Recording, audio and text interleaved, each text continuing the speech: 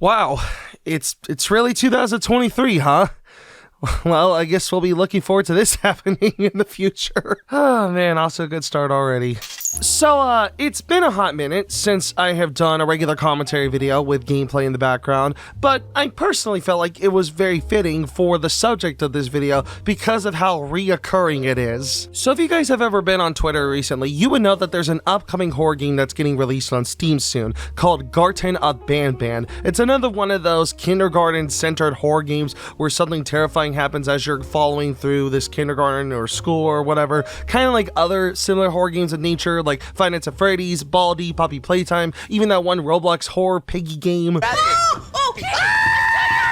It's to your room. It's my room? She's behind you. I know, open up! It was made by this group called the Euphoric Brothers, and as of right now, not a lot of people seem to be happy with this release. I was originally going to skip out looking on this because it just looked like another cheap horror game, but because of how much discourse is going on regarding this game, I felt like it was fitting for a video. But before I dive into that, however, I would like to plug my own indie game, Nessie the NES Robot. As a lot of you know, I have been working on an actual playable NES game for the past few years now called Nessie the NES Robot. Well, not only is it available now on PC through itch.io, but it's going to be available through Steam as well as the Nintendo Switch eShop. We finally got the Steam page up available right now, and it should be available sometime during the first quarter of 2023. It was originally supposed to come out in 2022, but because of some stuff going on with Nami Tensou, the people that are publishing this game, we had to delay it to this year.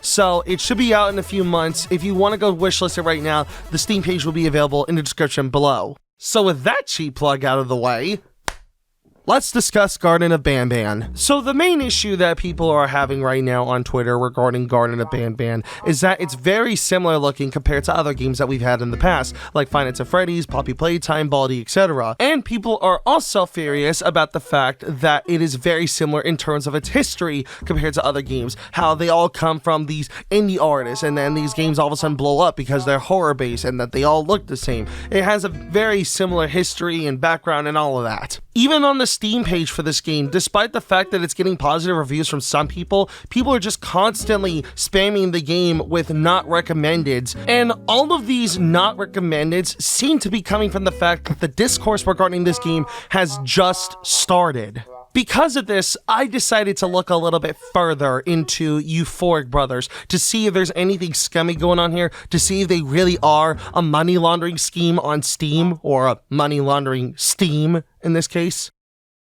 And from what I could tell, they are literally just an indie development team. They've actually released a couple of other games. They've been doing it since the start of 2021. And a lot of these seem to have some generally positive reviews from people that have actually played the games. So to me personally, I don't really see Garten of Banban as a money laundering scheme. I just mainly see it as a lack of inspiration because of how similar this is to other games in the past. So now a lot of you are probably wondering that this is where the video ends, right? There's just so much discourse because it looks like other games and that it's just made by a very lowbrow indie development team, right? No, it actually goes even further from there, because on the Garten of Banban title screen, there is a button on all the social media pages saying for you to buy merchandise based on this game.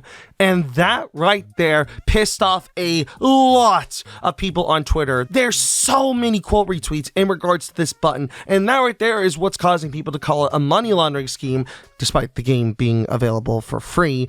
And a lot of people are just saying that this is overall a scam. Oh, this is totally gonna get them good, right? This is totally a money laundering scheme. Let's get them. This is the ultimate goal to make sure that this is it's just a link to their Teespring. That's literally just it. It's just a link to their Teespring. The one f***ing merch store that literally anybody is able to make. And yes, the prices are kind of ridiculous, but still, it's just a Teespring store. Or Spring, as I should actually call it now, because they just rebranded recently. But still, the fact that there was so much discourse over this merch button when it's actually just a Teespring store, that's hilarious to me. That would be like if everybody called Undertale a scam and a money laundering scheme because of the fact that it had memorabilia, or calling Robot 64 from Roblox a scam because there's now memorabilia on there as well. Almost everybody on this planet is able to make merch now.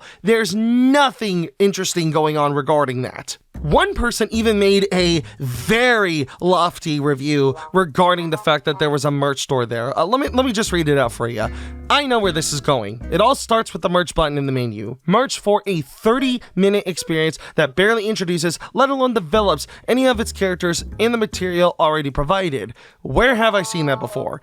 I miss the originality in these kinds of projects. I'm tired of the formulaic, mascot-based indie horror games. Sure, it seems like a fun game, but it brings nothing new to the table. Of course, video games don't have the obligation to be different or innovate, but come on, it's an obvious attempt at profiting off an oversaturated genre that has perfected a formula to make its way into popular Let's Players channels. Whew, people are not happy about the fact that there's a merch button there. But the main reason people are upset about the fact that there's a merch button there is because they are a indie startup developer group. And to that, I just personally have to say, okay, a lot of people do this actually. Hell, when I was releasing Nessie the NES Robots, I had merch made for it as well. So why specifically this game? Is it because of the fact that it's just another one of those indie horror games that are in very similar nature? Okay, I mean, whatever you gotta do to make the dough, I guess. I don't know, I just personally don't see it. I could see why some people are angry about this, but I don't see the massive amount of discourse that's now leading people to spam not recommended in their Steam page all because of this. But to restate what I've said before, I don't see it as a money laundering scheme or scam or any other shit like that. I just see it as a lowbrow video game development team making a very unoriginal horror game.